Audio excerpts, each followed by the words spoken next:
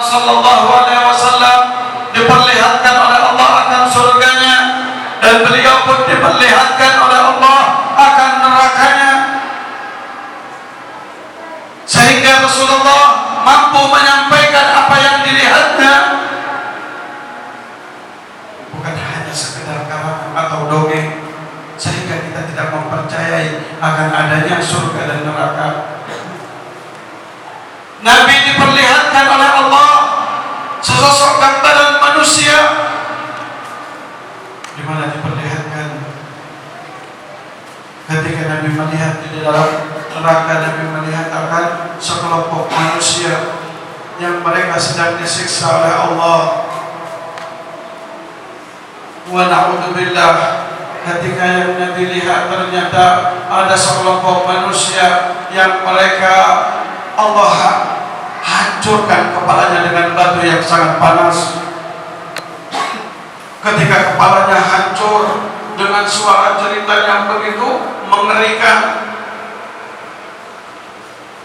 dengan rasa sakit yang begitu pedihnya, hancur tumbuh kembali, Allah pukulkan kembali batu tersebut berulang-ulang kali, dan selalu terus-menerus dilakukan, sehingga Nabi Muhammad ketika melihat akan gambaran tersebut, Nabi bertanya, wahai Jibril, gambaran siapa orang itu? Itu gambaran bagi umatmu ya Rasulullah, yang mereka enggan untuk melakukan sholat, yang mereka enggan untuk sujud kepada Allah.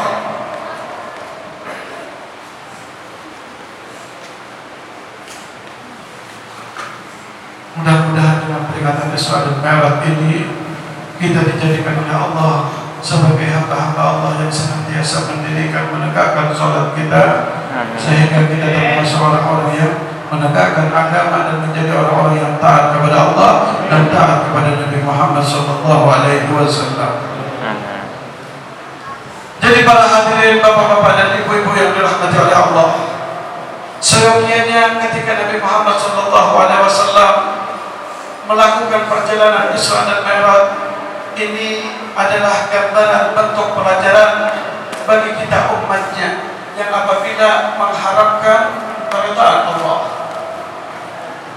Bagaimana Rasulullah ketika akan melakukan Isra dan Mi'raj, di dalam riwayat dikatakan sebelum Nabi Muhammad Sallallahu Alaihi Wasallam diberangkatkan oleh malaikat Jibril dari Masjidil Haram menuju Masjidil Aqsa, beliau masih dibedah dulu dadanya. Fasuka syadrul Mustafa, maka dibelahlah dada Nabi Muhammad Sallallahu Alaihi Wasallam. Namun di sini jangan disalah artikan pembedahan yang dilakukan untuk Nabi Muhammad bukan sebagai penyucian. Pembedahan yang dilakukan oleh malaikat Jibril kepada Nabi Muhammad bukanlah membuang yang kotor yang ada dalam diri Nabi Muhammad, bukan, melainkan pembedahan yang dilakukan oleh malaikat Jibril untuk Nabi Muhammad zada tuhran ala tuhri, yaitu menambahkan kesucian kepada yang sudah suci. Itu menggambarkan bagi kita apabila kita ini akan melakukan sholat, akan menghadap kepada Allah, akan berjumpa kepada Allah, selain kita membersihkan anggota tubuh kita, kita pun diperintahkan oleh Allah untuk membersihkan diri kita dan hati kita. Diperintahkan kita menghilangkan penyakit-penyakit hati kita agar kita bisa sampai kepada Allah. Bukan hanya cukup wudu saja yang diperhatikan, tapi penyakit-penyakit yang ada di dalam hati harus kita sucikan pula. Yang asalnya sembahyangnya masih di dalam hatinya terkandung riya, terkena bila ada duha rajin sedikit, terkena bila ada calon duha terpanjang sedikit suratnya, terkena bila ada camat tamartu sedikit bacaannya.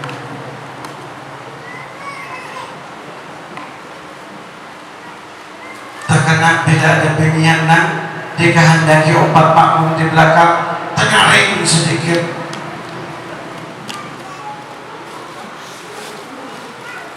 Perkara-perkara ini pun harus dihilangkan. Mungkin ketika akan menghadap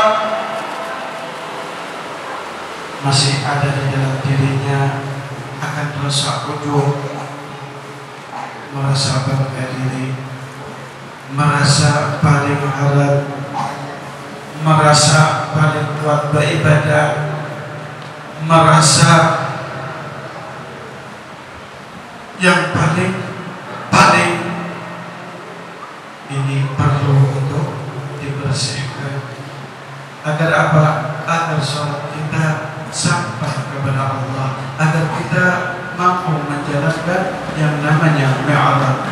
Karena sholat adalah mi'rajnya seorang mukmin. Begitu pula Nabi Muhammad SAW mengajarkan bukan hanya kita diperintahkan selain menyucikan badan kita, selain menyucikan hati kita,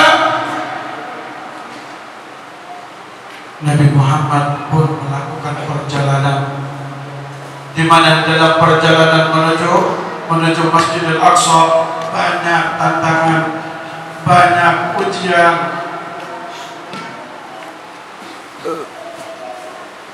Di riwayat dikatakan Rasulullah berapa kali di stop ketika akan melakukan perjalanan dari Masjidil Haram menuju Masjidil Aqsa. Ini memberikan gambaran kepada kita umatnya, bila kita benar-benar mengharapkan ingin menuju kepada Allah, jangan tengok kanan kiri lagi, luruskan niat.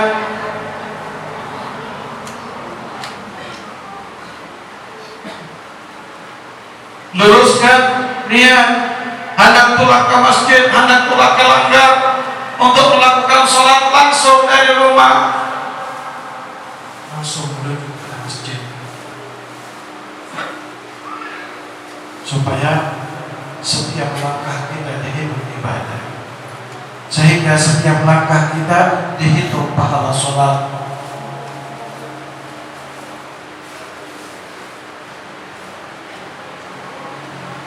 Di saat perjalanan ada tawanan-tawanan yang diberikan, diperlihatkan tentang gambaran dunia. Jangan peduli, tetap luruskan niat. Ini yang diajarkan oleh Nabi Muhammad SAW ketika beliau melakukan Isra dan Mi'raj. Terlebih ketika menghadap kepada Allah, di mana ketika beliau menaiki akan langit pertama, beliau berjumpa dengan seorang Nabi yang pertama, yaitu Nabiullah Adam alaihissalam. Kalau kita lihat akan sejarah bagaimana Nabi Adam alaihissalam, seorang Nabi yang Allah ciptakan pertama kali dan Allah taruh dalam surga. Bagaimana Nabi Adam alaihissalam terpojok atas layuan Hawa, sehingga ia pun mau memakan daripada buah khuldi yang telah dibujuk oleh iblis, sehingga Nabi Adam alaihissalam Allah keluarkan dari surga. Ini menunjukkan gambaran bahwa di saat manusia ingin menghadap kepada Allah, banyak ujian di situ. Setan mengganggu, nafsu membuat hati kita lalai. Di saat seseorang akan mengangkat takbiratul ihram, dikacaukan niatnya, ditanamkan di dalam pikirannya akan pikiran-pikiran duniawi, sehingga ia mampu lalai kepada Allah Subhanahu wa ta'ala.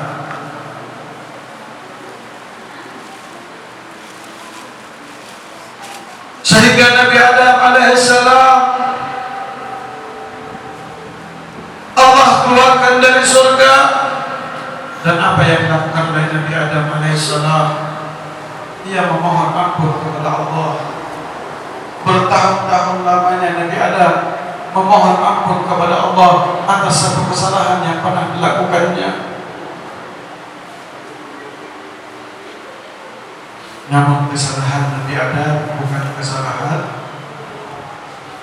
sebagai seorang Nabi, melainkan itu adalah sebagai putra ilahi. Yang memang Nabi Adam alaihissalam, sebagaimana dalam firman Allah Subhanahu wa ta'ala di dalam Al-Quran, dikatakan bahwa Nabi Adam alaihissalam dijadikan khalifah fil ardh. Tujuannya Nabi Adam alaihissalam diciptakan oleh Allah sebagai penunggu di muka bumi, sebagai pemimpin di muka bumi, bukan di surga. Namun Nabi Adam alaihissalam tetap merasa bersalah, sehingga bertahun-tahun lamanya Nabi Adam alaihissalam selalu meminta, memohon kepada Allah. Ini mengajarkan kepada kita, apabila kita hendak menuju kepada Allah, perbanyak kita memohon ampun kepada Allah, perbanyak kita bertaubat kepada Allah, perbanyak kita meminta maaf kepada Allah, karena mungkin dari kekurangan dan kelalaian kita. Begitu terus berlanjut sampai langit ketujuh, bahkan ila sidratul muntaha. Ini semuanya tiada lain pelajaran bagi kita agar kita mampu meraih keridhaan Allah dan berjumpa dengan Allah Subhanahu wa ta'ala. Mudah-mudahan dengan peringatan Isra dan Mi'raj ini kita termasuk daripada hamba-hamba Allah yang bisa menunaikan akan kewajiban sholat kita dan menjadikan sholat kita adalah sholat yang benar-benar mi'raj kepada Allah Subhanahu wa ta'ala, sholat yang diajarkan oleh Nabi besar kita Muhammad sallallahu alaihi wasallam. Dan mudah-mudahan Allah Subhanahu wa ta'ala senantiasa memberikan kekuatan kepada kita agar kita ringan di dalam mengerjakan ibadah sholat sebagaimana Allah telah ringankan untuk Nabi besar kita Muhammad. Kalau kita lihat sejarah Pak Bu, bagaimana sholatnya Nabi Muhammad, Nabi besar kita Muhammad, beliau adalah orang yang paling pandai bersyukur. Beliau adalah orang yang pandai mengambil kecintaan Allah. Beliau adalah manusia yang paling pandai di dalam meraih keridhaan Allah. Makanya Nabi Muhammad dikatakan sebagai orang yang paling baik akhlaknya, paling agung akhlaknya, karena beliau paling pintar di dalam meraih keridhaan Allah. Beliau adalah orang yang paling pintar di dalam mensyukuri akan nikmat dari Allah. Walaupun beliau dijadikan sebagai manusia yang paling mulia, namun beliau tiada henti-hentinya untuk selalu bersujud kepada Allah. Bahkan tidak jarang di saat Rasulullah sujud, karena lamanya sujudnya beliau sampai kakinya bengkak, padahal beliau telah maksum, terlindung dari perbuatan-perbuatan dosa, tapi beliau masih selalu sujud kepada Allah, bahkan sampai kakinya bengkak. Bagaimana dengan kita sebagai umatnya?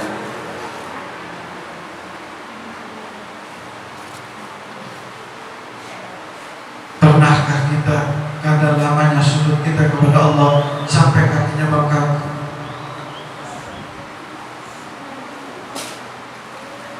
di antara kita yang karena lamanya sujud kepada Allah sampai kakinya bengkak sebagaimana yang dilakukan oleh Nabi Muhammad? Ada aja Pak, tapi terkena penyakit asam urat.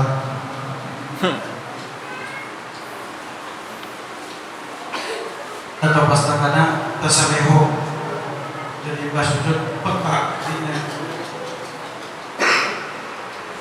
Tapi mudah-mudahan dengan adanya peringatan Isra dan Mi'raj ini menjadikan kita, menambahkan keimanan kita dan memberikan kekuatan kepada kita agar kita senantiasa mengikuti dan mencontoh daripada Nabi besar kita Muhammad sallallahu alaihi wasallam, dan mudah-mudahan kita termasuk daripada muqimin shalah, orang-orang yang senantiasa mendirikan salat, karena dengan salat inna shalah tanha 'anil fahsya'i wal munkar, sesungguhnya dengan salat akan mencegah daripada keburukan dan mencegah akan kemungkaran. Dan masih banyak lagi tentang fadilah dan keutamaan bagi orang-orang yang mengerjakan sholat. Namun mungkin kiranya cuma ini yang dapat Habib sampaikan. Mudah-mudahan dengan kita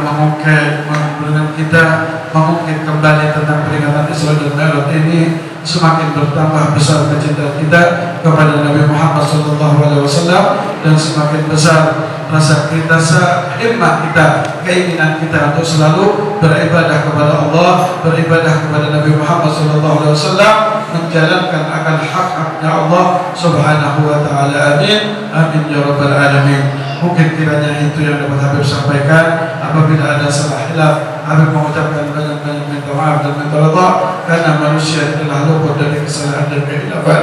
Wabillahi taufiq wal hidayah wal ridha wal inayah.